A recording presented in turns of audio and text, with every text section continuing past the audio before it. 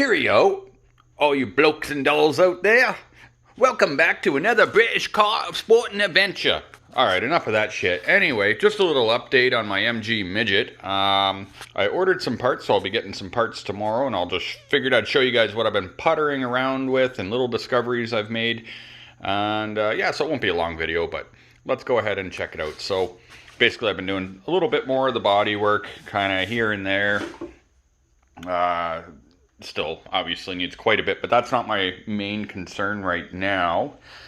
Mostly it's about getting it ready for the Ministry of Transportation inspection. So a few things I've ordered. Well, actually, I'll show you some of the stuff I've done and then we'll talk about that. So this was all like caked in whatever, primer or whatever. So been sanding that down so I can prime it because I'm going to want that section painted to match the body.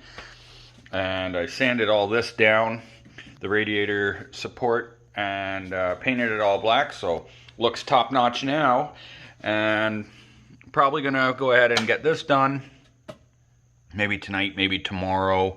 And I was looking at this right here, this little rusty bar, probably give that a light sand and paint that.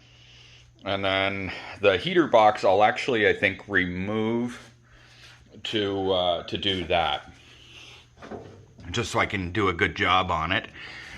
This, I just stuck it in here. I was cleaning it, it was completely caked in grease. There's still some on there, like the whole thing was like that. So I got a little bit more to clean, but I just stuck it in there so it was out of the way. I gotta finish degreasing that and then find out how that actually straps in there. I'm gonna have to look at some pictures because I don't have a strap or anything for it, so I'm not sure how it sits. But I'm gonna go ahead and do that. And same with this. I'm gonna take this out and this. We'll sand them down, spray them. So I got lots of little quiet jobs that I can do in the evening. I've mentioned in some other videos, but for those that don't know, my neighbor works like the night shift, so by the time I come home from work, he's sleeping, and because you know, he starts work at like midnight or whatever. So I try not to make too much noise during the week. So anyway, I can putter around on these little jobs. I do have to source a pipe for here. I got to measure this. I think I can just use the rigid duct for dryer ducting and bring it down right down there. That's my suspicion, but I gotta just verify that. And I haven't done anything with the inside, with the exception of this right here goes in this hole right in here to make a connection for when you press the horn. And so I don't know if I can get it in there or not. Anyway, the fellow at the store where I'm buying my parts says he believes he has this part for me. So that's good. I'm just going to take that one with me to work tomorrow. And then when I get out to the store there, I can verify. And also a little bit of quiet work. I still never did the rocker guard. I did on this side on the floor. And it's all full of crap and rust and dust and all that, but got to vacuum it out and put that back. So that'll be going on this week. And then I've got to try to figure out how to fix this. I was looking at this and I still haven't figured out how I'm going to fix it, because I don't even know how this part comes off, unfortunately, this big panel. Also, shout out to anybody that's got one of these cars. I still wanted to know what this is for. When I first started, I can press it and the light turns red, but after the car is warm and you press it, it doesn't. So, not sure what the deal is with that, but if anyone knows, I would love to hear it. Then, we move down here. I'd said previously on another video that I was going to be grinding into here, and so I did that. I've got to, basically I want to grind out a little bit more. But the grinder keeps blowing my breaker, unfortunately. So I'm trying to basically grind off as much as I can. And then I'm just going to put a steel plate over it. So I'll weld that on there. And I ground off in the floor as well, because same thing, just in this little corner here was a little bit. So I'm going to be taking care of that. Then we move on to, see, we're lucky we already got the new brakes, so that's good. These here, which let me get in a better position. those up there are like the shock absorbers. So I removed that one just to have it dangling down, because I was thinking that maybe they needed service, like to, you know, have the oil replaced. But ultimately I ended up reading on the forums, and it said if they don't leak and there's tension on them, like as long as they're stiff and they're functioning, that you don't need to replace the oil. So for now I just went ahead and left it.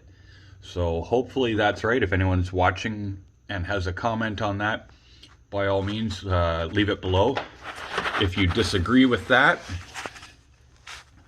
Also, I've been down here with the wire wheel on my drill and just kind of cleaning up all the flaky rust that was on this. So now it looks good. Basically, once I've got it all cleaned up and degreased, I'm going to give it a fresh coat of black paint and get that all cleaned up and hopefully look good. Sorry, my phone ran out of video space there, so I had to quickly delete some stuff. But anyway, when I got the car, this was all caked in grease up in here, so I've been just hitting it with some various gunk cleaners and whatnot, and just spraying it and little by little scraping it off. Oh, sorry, and then I was going to show you though right here, which was kind of cool, on the e-brake cable is actually a nipple that, sorry, get the phone there, which I thought was kind of cool, to lubricate it, you know, lube it up, and yeah, I thought that was kind of nice that it was there anyway. So once I clear off all the grease and stuff, I'm gonna put grease in there and up here. I wasn't really sure what this one was so much for. I guess like when this, sorry, I'm not good with my phone with my left hand here. When this pulls, I'm guessing this whole thing pivots. So maybe the grease comes out on this. I'm not really sure though. But anyway, what I'll do is I'll clean it up and then grease it. And then also on my parts list is these straps up in here, if I can get the camera up in there. This one is basically snapped. It's 2 layers, so the one layer is snapped and the other one's frayed anyway. So I ordered both sides for that. And what do they call it? A check strap. And that one up there you can see is frayed as well. I also, I guess before really getting out and driving the car, I'm going to do the rear end, change the fluid in the rear end, which I only need to know how much to add, but I don't imagine it's complicated. If it's like most cars, it'll just be drain it here, pop this out.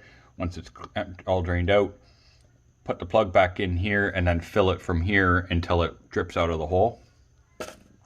That is my guess. Once again, if anyone in comment land here knows anything about that and disagrees with that, please leave it in the comments. But I did rear end fluid years ago, and that's basically all it was. So, excuse my garbage. The garbage bag got kicked over on the stairs. What else did I do? Sorry guys, it's so shaky. I also ordered new bushings for here. So that's pretty much it for now. And yeah, that's a little update. I know it's not great. I just wanted to kind of fill you guys in on what's going on and what's to come. So I'll make another video soon. See you next time.